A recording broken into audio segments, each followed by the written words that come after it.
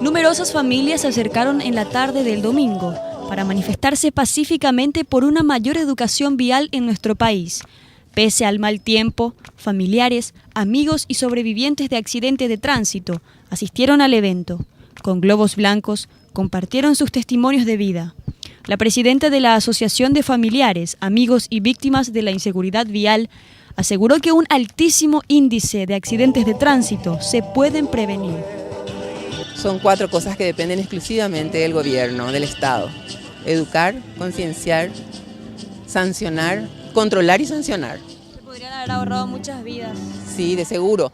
El 95% de las muertes por accidentes de tránsito son debido a errores humanos. O sea que es cosa que pudo haberse evitado si hubiese habido educación. A 5 meses del accidente que casi le cuesta la vida al reconocido cantante nacional Alberto de Luque, este asistió al encuentro con su nueva prótesis en la pierna para agradecer a Dios la oportunidad de seguir viviendo y recomendar a los conductores que presten atención al volante. Que la gente que manejan automóvil no hablen por celular.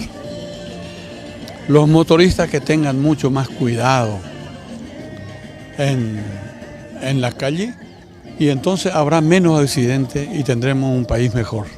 Según las estadísticas en nuestro país, a causa de los accidentes de tránsito, por año mueren más de 1.500 personas y 12.000 resultan heridas. La tasa de víctimas es de 22 fallecidos y 176 heridos por cada 100.000 habitantes. Esto resulta alarmante al comparar con la tasa de otros países con reconocidos avances en seguridad vial, como Suecia, Noruega y Holanda.